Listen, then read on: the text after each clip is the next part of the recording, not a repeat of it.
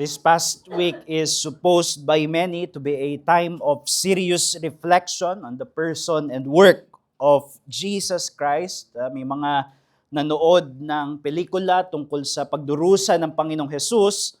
Merong mga panata na ginawa, homilies had been said among many others that are deemed to be appropriate with this event, this occasion. But how do we know when there is a true encounter with the living Christ? I believe that you only know, you can only say that there was a pure encounter with the living Christ, or there is none, if there is a decisive response. Merong tugon, at yung tugon ay tugon na nanggagaling sa desisyon. If one's encounter with Jesus has left a person unchanged, walang kailangang baguhin, comfortable in the status quo of his religious life, not confronted with life-altering truths, well, what that person encountered was a domesticated Jesus. Kumbaga sa hayop, domesticated, tamed, rather than the living Christ, the compelling Christ of the Scriptures. The true Christ in the Scriptures, as we have Him in the Bible, compels a decisive response. Whether complete and utter devotion to Him or unbelieving resistance against Him. And we find this in Scripture. I invite you to turn in the Gospel of Mark, chapter 5.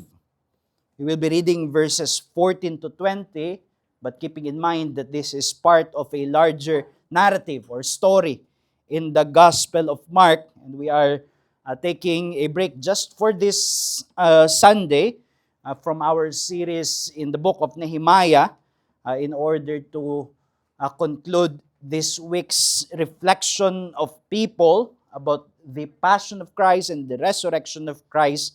And let us see how is it when a person is truly confronted by the living Christ. So Mark chapter 5 verses 14 to 20. Verse 14, the herdsmen fled and told it in the city and in the country. And people came to see what it was that had happened. And they came to Jesus and saw the demon-possessed man, the one who had the legion sitting there, clothed and in his right mind, and they were afraid.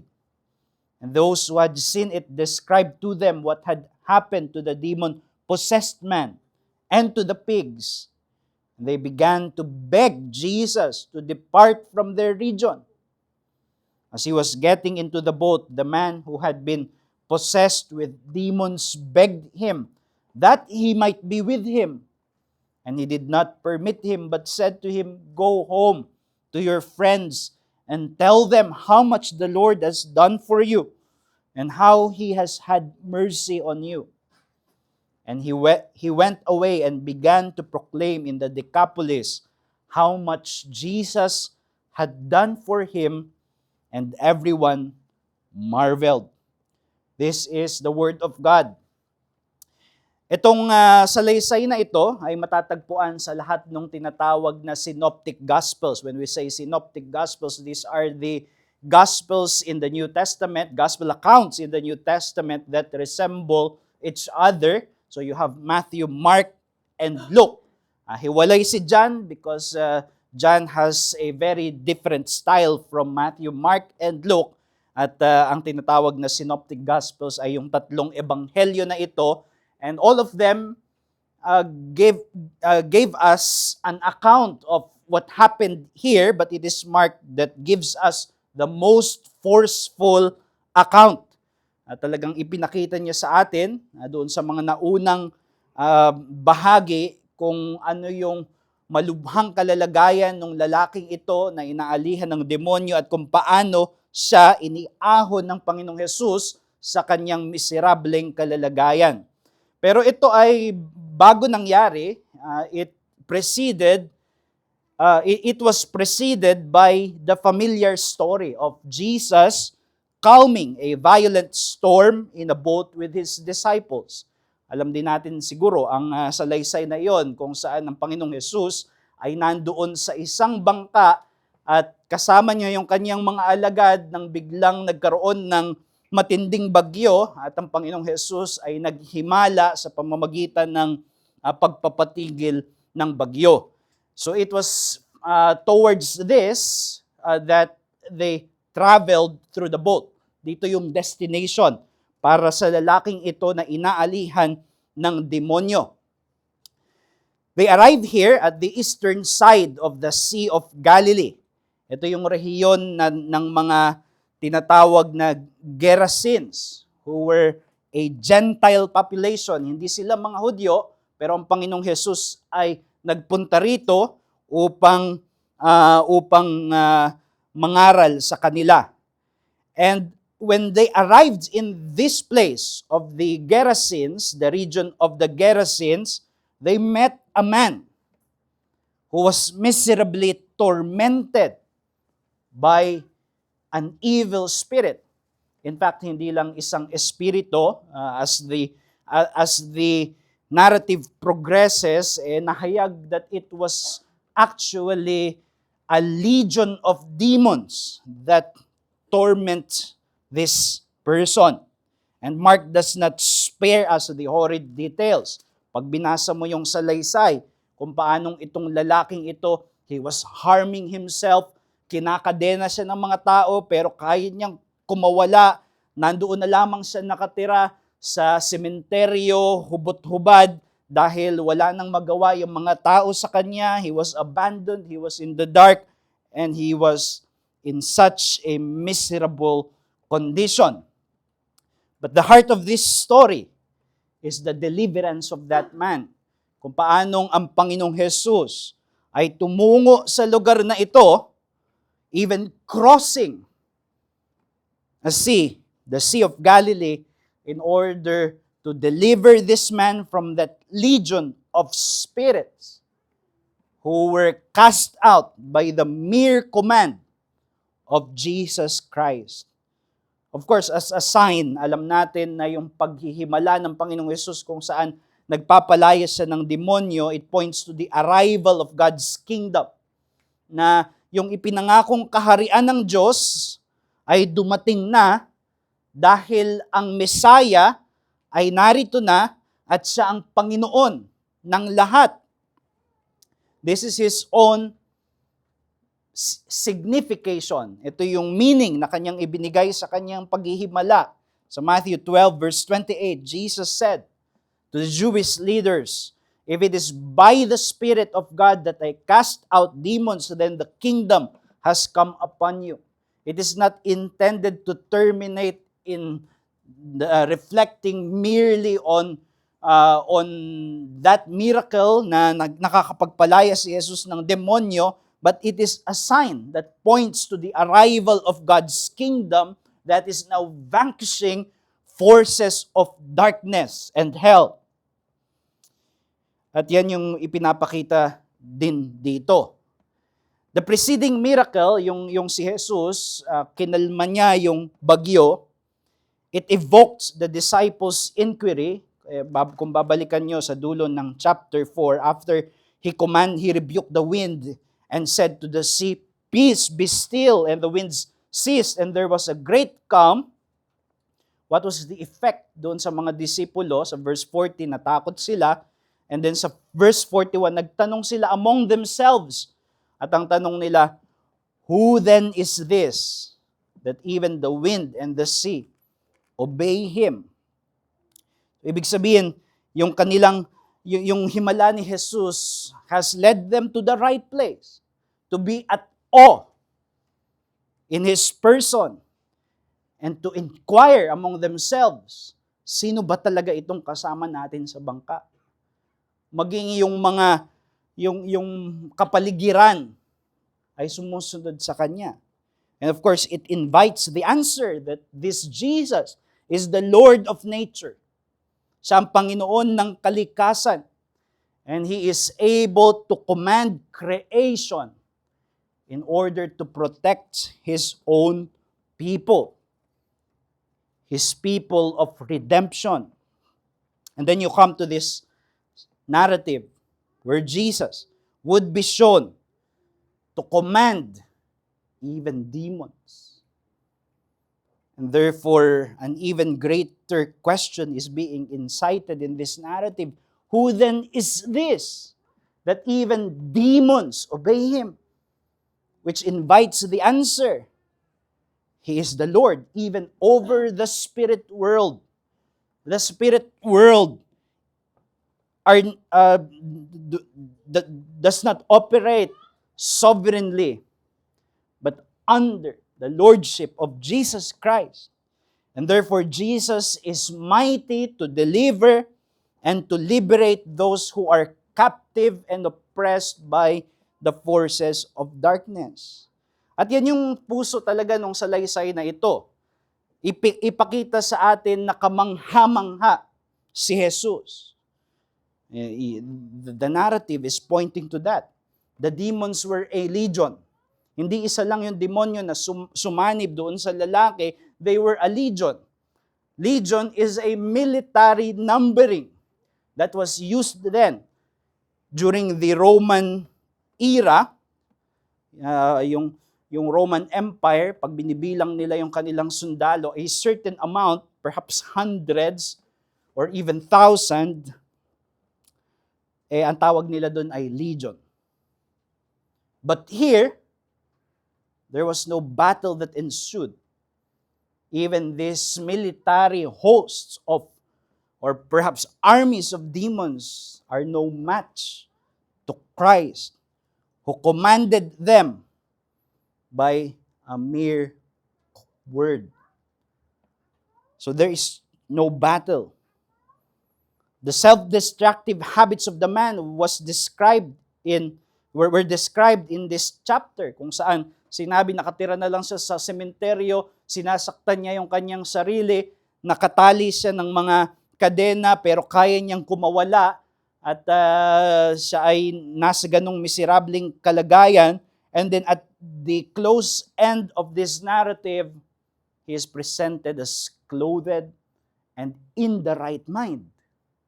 And it is intended to demonstrate to us the power of Jesus to liberate and to change our condition from being in misery to being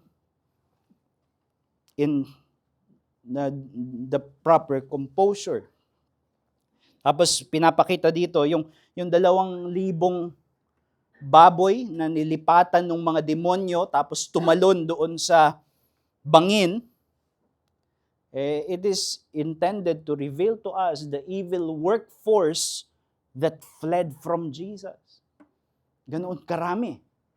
Di natin alam kung 1:1, isang demonyo, isang baboy, but we just know that it is a mighty force. If it could carry 2,000 pigs mad to jump into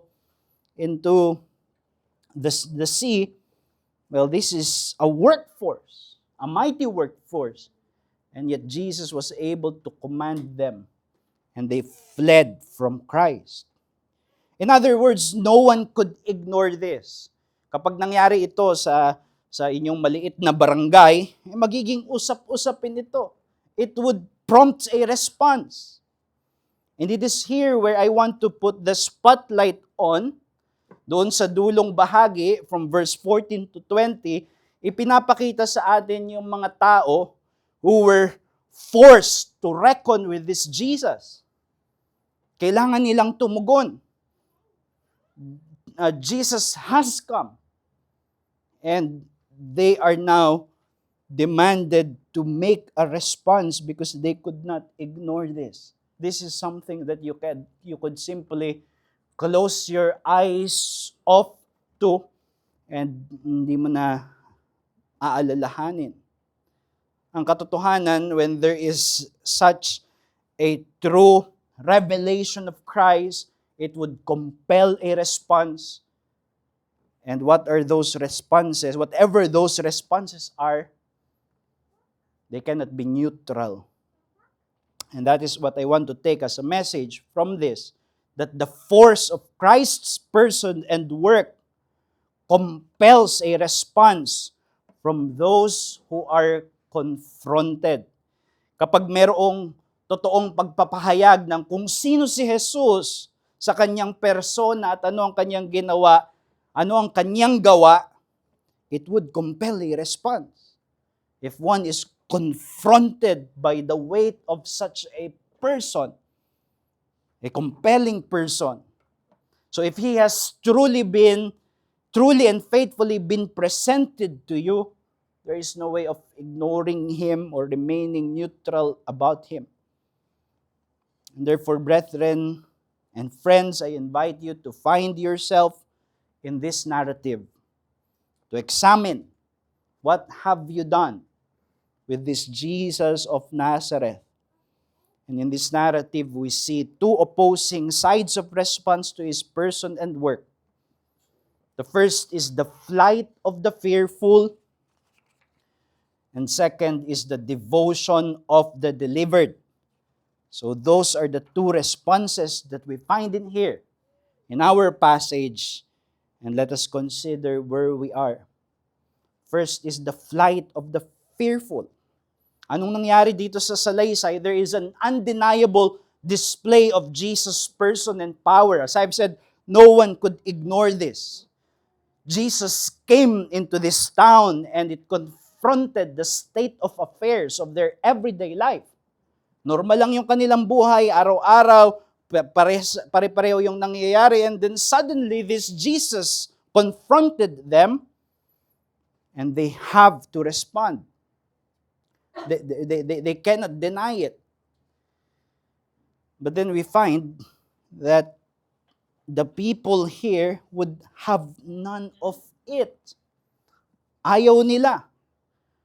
They want Jesus to flee.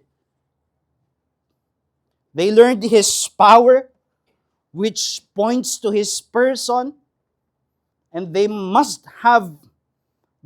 should have asked the question, just as the disciples have asked seriously, who then is this? Sino ba ito? That becomes the most important question in my life now. If this Jesus comes and confronts us with who he is and what he is capable of, then I must know who this person is so that I might respond properly. But they ask none of that. We are told in the passage, nakiusap sila sa kanya, kay Jesus, na umalis. Umalis na sa kanilang bayan. You find that in verses 15 to 17, and they came to Jesus and saw the demon-possessed man, the one who had had the legion, sitting there, clothed and in his right mind, and they were afraid. And those who had seen it described to them what had happened to the demon-possessed man and to the pigs. Then verse 17, and they began to beg Jesus to depart from their region. So, nakiusap sila na umalis si Jesus. Makikita mo dyan sa binasa natin ng mga talata, yung mga tao, they have no question about the factuality of what Jesus did. After all, the man who was once demon-possessed, who they considered was the public madman, yung lalaki na yon, kilala nila. Yung nakatira sa sementeryo, siguro iniiwasan nila yung bahagi ng sementeryo na yon kung saan siya nakatira, umaaligid, because they are afraid of him. Siya ay alam nila yung balita, dati sinusubukan siya na ilagyan ng mga tanikala pero hindi kaya. And then now here they find him sitting clothed and in his right mind. So no one could deny what has happened. And then they can confirm it with the testimonies of those who have seen. May mga nakakita kasi, sabi diyan, di ba? And those who had seen it, may mga nakakita. Nandoon sila nung si Jesus ay nagpalayas ng mga demonyo mula sa lalaking ito at inilipat doon sa mga baboy at nagtakbuhan yung mga baboy. They have seen it. There are eyewitnesses, and then there are people who could hear the eyewitnesses and who could see the consequences, the effects of what had happened. Kaya alam nila yung nangyari.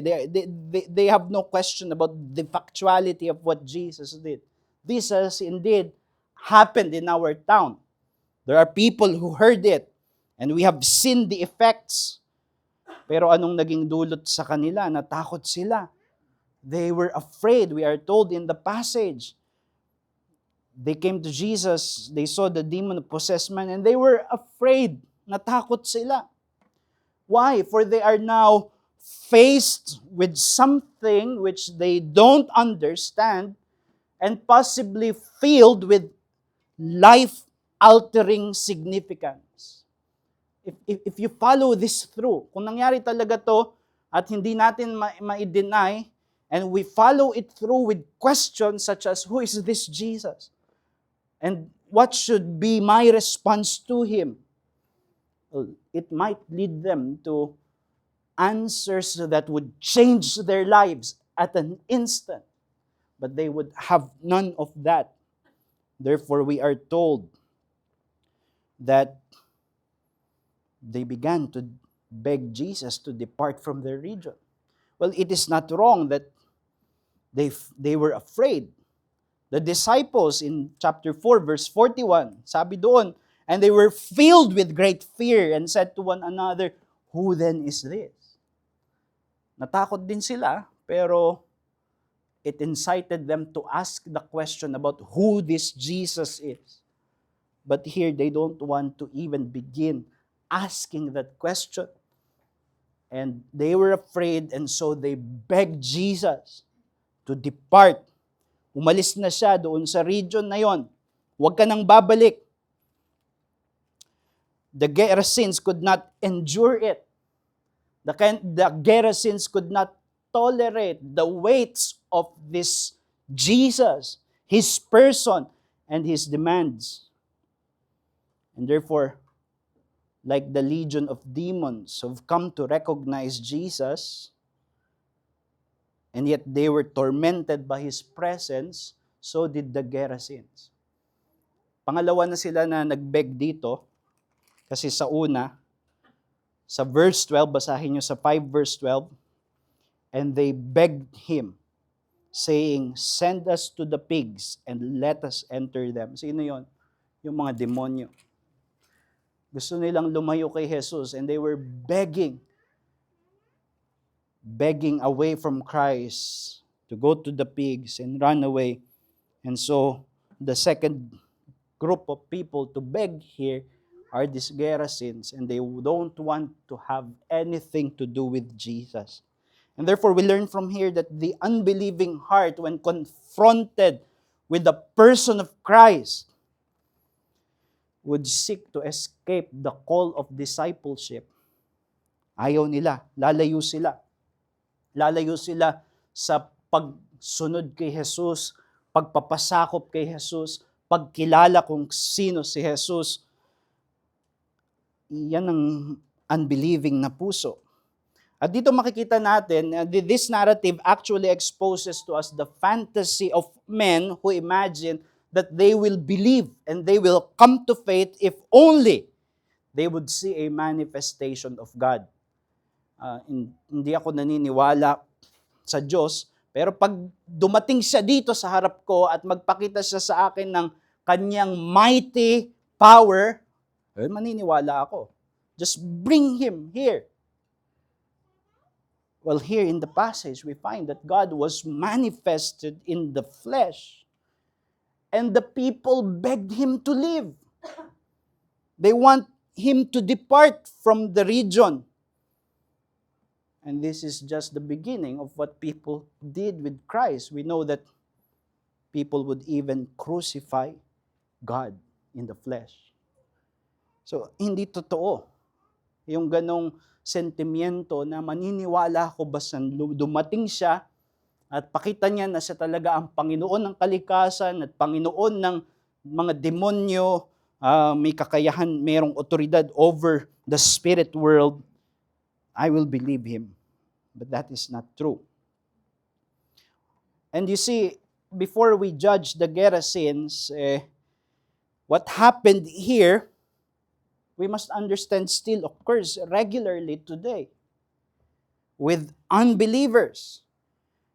And this is our natural response, except the grace of God has overcome that unbelieving heart that we all had, even now that we are believers. Kung saan someone would encounter the forceful person of Christ, and yet they would just leave it be. Yung mga tao, they perceive an undeniable attractiveness in Jesus. And they see, he's a great moral teacher, sasabihin ng iba, or he's a good example. He's a good man. But I cannot accept that he is Lord. So I'm just going to stay here in that place where I am comfortable with him. So never mind the Lord, the Savior, the Redeemer. He's just a good example. And they perceive an undeniable attractiveness in Jesus, but they would ask him to depart. At least some aspects of his person. Or they would get a taste of his power demonstrated in the preaching of the word. When Christ is preached truly from pulpits, and people experience what has happened, such as that with the Galatians, that it was before your eyes that Jesus is publicly crucified, and yet they would still not have nothing to do with this Jesus. Or makakabalita sila ng mga transformations that are simply impossible, humanly speaking. Alam mo yung kaibigan, yung kumpare natin dyan sa barangay na kilala natin na he was no good to anyone, basagulero, lasinggero, babaero, lahat na nasa kanya. Sabi nila, ngayon daw ay nagbago na kasi Kristiyano na daw siya. And we simply couldn't get our minds around it. Paano magbabago yon? And yet we could not deny, nagbago dahil sa ginawa ng Panginoong Jesus. And then people would say, well, I cannot deny that there's something in here worth looking into, at least, worth examining, worth thinking about, but it's not for me. So they reject Christ, even if they do not explicitly say, I don't like Christ. They would just accept those things that they are comfortable with. Minsan, yun yung nangyayari sa Holy Week. Just a casual interaction with this Jesus that I could forget pagkatapos ng Holy Week. Because I don't want him in my life. Just reserve in that little corner of the year kung saan pwede akong bumalik at magmanood ulit ng Passion of Christ. Pero pagkatapos nun, wala na. Well, what lies at the bottom of this rejection? Bakit ganito yung nagiging tugon ng mga tao? Well, may simpleng sagot na makikita sa talata, baboy. Herds of pigs. Sa verse 16, sinabi dyan, and those who had seen it described to them what had happened to the demon-possessed man and to the pigs. Sa yung translation ng NASB, mas nakakapture niya yung original emphasis ng verse 16, which says, and all about the swine. Meaning, this is the emphasis. Narinig nila yung balita. Alam mo ba, merong yung dating public madman natin na sinasaniban ng demonyo, magaling na dahil kay Jesus. Doon yung isang lalaki na bumisita sa ating town. Tapos yung mga demonyo, namangha sila for a while, wow! Gusto kong makilala yung Jesus na yan. By the way, kasama yung mga baboy mo doon sa tumalon sa bangin. Suddenly, iba na yung response, di ba? Then I don't want anything to do with that Jesus. Let him flee. Umalis na siya. It was foremost to their thought. The emphasis is there. That is where their mind began to focus. And that is what happens with people who reject Christ ultimately, even when they are confronted with His person. It is because they have herds of pigs that they insecurely guard from Jesus. Because coming to Jesus sometimes is costly. And those are costs that people are not willing to pay.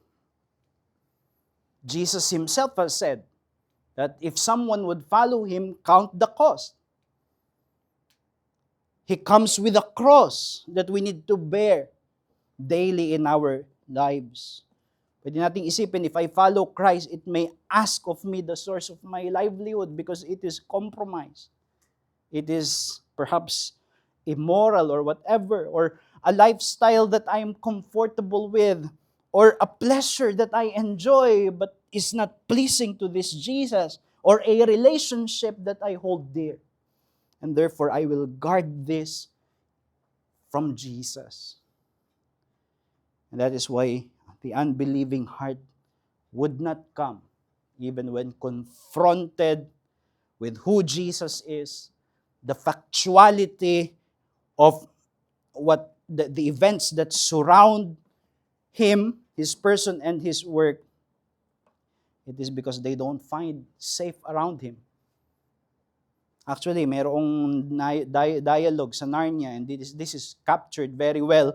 Si Susan, yung isa doon sa mga magkakapatid, inexpress niya kay Mr. Beaver yung kanyang takot na ma-meet itong si Aslan, who is in the narrative of the Chronicles of Narnia representing Jesus, a lion. You wouldn't want to get close to a lion. And ang tanong ni Susan kay Mr. Beaver, is he quite safe? Safe ba around him? And Mr. Beaver answered that question saying, who said anything about safe? Of course he isn't safe. He's a lion. But he is good. He is good. At yan yung Lion of Judah, as we have it in this passage. He isn't safe. Your herds of pigs may become the cost. But he is good. He has come to deliver. He has come to redeem. He has come to save. And therefore, if you are an unbeliever this morning, it is only right that you fear the true Jesus of the Bible. He isn't safe. Kapag sumunod ka sa Kanya, He might come at a cost. Hindi dahil kailangan mong bilhin yung kaligtasan na inaalok niya, pero yung kaligtasan niya ay kaligtasan mula doon sa kasalanan na maaring mahal mo. Maaring iyong gustong manatili sa iyong buhay. That's why Christ comes with the cross. Pwede niyang tanggalin sa puso mo yung bunutin sa iyong puso yung mga pinakaminamahal mong mga idolo, the dearest idols of your heart, and it might be painful and He might break you to humble you and to see yourself a great sinner. And when you follow Him, He's going to give fatal blows against the flesh. But remember that He is good. Ang kanyang dahilan why He is confronting you with His truth, with His person. Yung kanyang kaligtasan ay dinadala niya sa iyong buhay is in order to grant you forgiveness from sin, redemption from sin, death, and hell, and to grant you true life, eternal life. Therefore, why would you flee? Come to Him. Lumapit ka sa Panginoong Jesus at matatagpuan mo, despite whatever it may cost, matatagpuan mo ang tunay na saganang buhay, spiritually and eternally. Pero may aplikasyon dito sa mga mananampalataya because sometimes we act this way. There are regions of our lives where we don't want Christ to come in fully. And we want these regions of our lives at sinasabi natin, I don't want the truth of Christ to bear upon this area of my life. I don't want His demands to bear upon this area of my life. And therefore, it is there where we are being called to welcome Him the most. Anong area ng buhay mo na sa palagay mo si Jesus ay magiging disturbing presence? Because when Christ brings His truth to bear upon that area of life, your conscience will no longer be comfortable with it. Yung area ng buhay mo where you refuse the demand of faithful and obedient discipleship. May mga compartments ba sa iyong buhay that says off limits to Christ? Authorized personnel only. That being myself. Well, maybe it's as simple as a little compromise in our job or a room in our soul where bitterness is growing against a brother or sister, a simple choice of our leisure, whatever that may be, at doon sinasabi natin, Lord, I don't want your power here. Just depart. This is lukewarm discipleship that Christ would not have because Jesus demands all or nothing. So let us yield all to Him. And we do that knowing that none is lost which are surrendered to Him. Merong powerful statement, di ba, si Jim Elliot, who was one of the 5 missionaries who died seeking to bring the gospel in that tribe in Ecuador.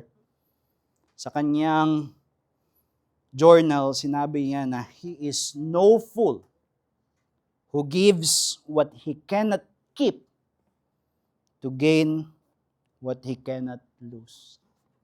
Which means it is worth it. Let us not exchange Jesus for pigs. To have Him is worth 1,000 herds of pigs. And even that is an understatement. What would you do with those pigs anyway? So, we find here the flight of the fearful, but then in sharp contrast is the devotion of the delivered. The devotion of the delivered. And this has to do with the man who experienced the liberating power of Jesus, and now he seeks one thing and one thing only, and that is be with Christ and follow Him. Be with Him and follow Him the rest of his life. And he is the third character here who begged Jesus. The demons begged Jesus na wag silang i-damned but to be sent to the pigs. The Gerasenes begged Jesus to live. Then in verse 18, as Jesus was getting into the boat, the man who had been possessed with demons begged him that he might be with him. Nakiusap siya na makasama niya ang Panginoong Jesus. The people want to stay in their comfort zone without Jesus. Nothing is disturbed, just keep us safe here with our herds of pigs without Jesus. But this man would brave the unknown as a follower of Jesus. Hindi na tinanong, saan ka pupunta? Jesus. Hindi siya nagtanong. Wherever you go, I want to come with you. I want to be with you. So he was begging to join in the boat together with the disciples to follow Jesus. Well, in the passage, Christ did not permit him to come. Diba? Sinabi dyan sa talata, sa verse 19, and he did not permit him. So, hindi siya pinayagan ng Panginoong Jesus. He was begging, pero sabi ng Panginoong Jesus sa kanya, maiwan ka dyan.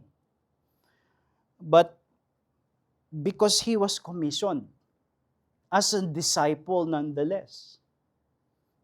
Kaya siya iniwan, kasi sabi sa verse 19, and he did not permit him, but said to him, go home to your friends and tell them how much the Lord has done for you and how he has had mercy on you. Tapos sabi sa verse 20, yun yung ginawa niya, and he went away and began to proclaim in the Decapolis how much Jesus had done for him, and everyone marveled. So did Jesus reject the prayer of this man to be a disciple of Christ? Well, nireject niya na sa ngayon makasama si Jesus, hindi siya pinayagan, but he was commissioned as a disciple. Perhaps even an unofficial apostle, if there is any of that. We could say anything about that. Why? Because this statement alludes to the statement when the 12 were commissioned.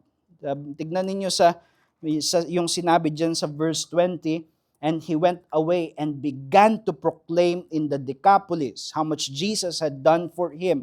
Well, that is the same statement when the 12 disciples were commissioned in chapter 3, verse 14 of this gospel. And he appointed the 12, it says, whom he also named apostles, so that they might be with him and he might send them out to preach. So, yung earlier part, hindi binigay sa kanya, he would not be with him at least at this time, but he is being sent out to preach, just as the other disciples of Jesus would be sent out to preach. So, he had an earlier commission, just that brief moment with Christ. And this is a call of necessity. Why? Because Jesus was asked to depart. Who would witness to these people now? They rejected Christ. They would be lost in the dark. Except if there is an apostle there with him, informally, an apostle to proclaim what the Lord has done for him, and so that they might come to know Jesus. But what we learn from here is that the heart of the delivered seeks to be devoted to the person and work of Jesus Christ in a zealous discipleship. Yan ang puso ng isang tunay na tumugon kay Jesus, may paghahangad na makapiling si Jesus at sumunod sa Kanya, maging tagasunod niya. This is the fruit of a genuine experience of Christ's saving grace, an irresistible attraction to who Christ is. Kabaliktaran ng mga walang pananampalataya dito sa talata na hiningi nila si Jesus na lumayo sa kanila, someone who has received grace, a recipient of grace, would chase after Jesus because he finds now in his Savior his all and all. His all and all. And Jesus would not cast away a genuine plea of discipleship. If someone would truly come to Christ and seek to be his disciples, truly in faith and repentance, hindi niya yung tatanggihan. Well, it might not be on our own terms and our own desires, but it is on His terms and for His purposes. It was not going to be hopeless for the Gerasenes here, because a nameless apostle was sent into their midst to fulfill a work for Jesus that none but Him can do. A task that the Master just planned for him. Jesus would not go here only to be rejected by all, tas aalis na siya. Sinadya niya na tumawid ng Sea of Galilee in order to save this man from his wretchedness, and so that he might become a messenger of his grace even if Jesus would now depart. And he was a messenger of grace here among the Gerasenes. And that is what he did. He hasted to do his bidding, and he yielded him service through. He went to the fields where the fields are whitened and the laborers few. Quite literally, he was the only laborer, in order that precious souls to Jesus bring and to tell them of his King. That is what happened here. Why is it that so many are lukewarm in following Jesus? Sometimes we are lukewarm in following Jesus. Well, those times are the times when we forget how great our salvation is. It is said that the same sun that hardens the clay melts the butter. Lalo ngayon, ang init ng araw. Sandali lang yung mantikilya lusaw o yung lupa ay matitigang. Well, the same glory of Christ either petrifies, hardens the heart, or it melts it to follow Jesus. And therefore, the call for us believers is to nurture a deep devotion to Christ, to be zealous in following Him, and we do that by frequently remembering the greatness of our salvation experience. And we could take this man as a parallel. Yung lalaki dito, bilang parallel, perhaps an illustration of our condition. We are not totally and completely like this man because he was at the deepest depths, and yet we are also perhaps somewhere better, and yet still was still in the depths of sin and misery and death and hell. Were you not once a wretched soul? Have you forgotten that you once was a wretched soul prior to coming to Christ? You were no good for God, no good for others, and no good even for yourself. Were you not before miserably alienated from God? You were estranged. You were estranged from God and headed to a sure destruction. You were among the dead. What has happened? Christ came. Christ came to the rescue to take you from among the dead, to redeem your life from the pit, to bring light and redemption upon your soul, to restore you to true life in God and purpose and usefulness in the kingdom, so that you might bring precious lost souls to Him as well and participate in that. So we are like this man, wretched in the darkness, and yet taken into the marvelous light of Jesus. And therefore, take this into your heart, brethren, until it compels you to love Christ and to live for Him. Even if all would not, even if all would flee, you know what Christ has done to your soul. And therefore, press on following Him in zealous discipleship. Si John Newton, he was the author of the hymn Amazing Grace. And he was redeemed from a life of sin, being involved in the industry of slavery then. But he was saved from that. And when he reflected on his experience, he composed that hymn, which is perhaps the most popular Christian hymn, Amazing Grace. How sweet the sound that saved a wretch like me. I once was lost, but now I'm found. We all know the words. Well, this is how he lived. Even nearing his death, Newton said, although my memory is fading, I remember two things very clearly. I am a great sinner and Christ is a great Savior. And those are the two things that we must never, ever forget. I am a great sinner and Christ is a great Savior. And this does not happen automatically.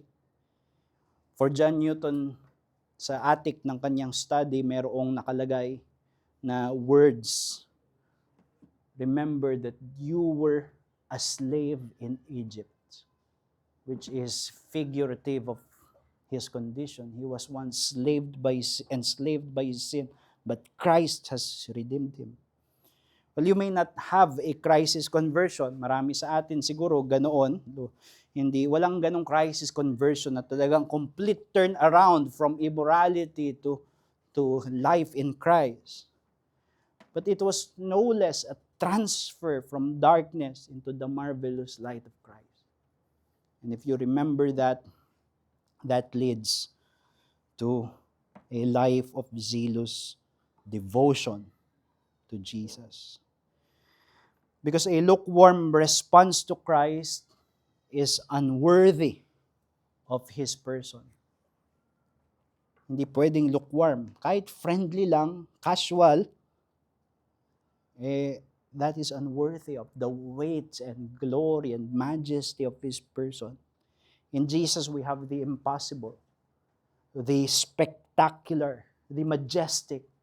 God, the creator of the universe, steps into this dark world as a man in order to bring redemption upon ruined sinners.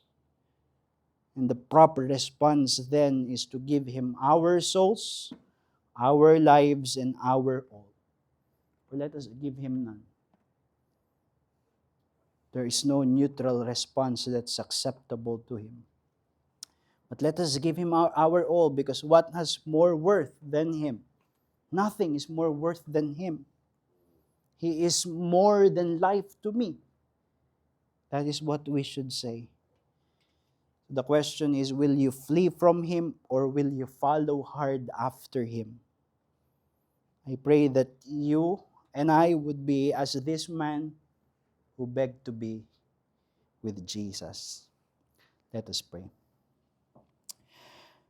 Dear gracious Father, we thank you for sending your Son, full of power and full of pity, to save sinners such as ourselves. And we pray that you would help us to always remember our condition and help us remember our blessed state now. And let us remember who is it that marked the change. And it is our dear Savior, so that we would be His zealous followers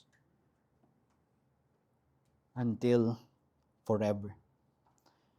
So we commit ourselves to you in the application of this, and bless this message to those who are still outside of the grace of Christ, that they too would come and embrace Him as Lord and as Savior. For we pray this in Jesus' name.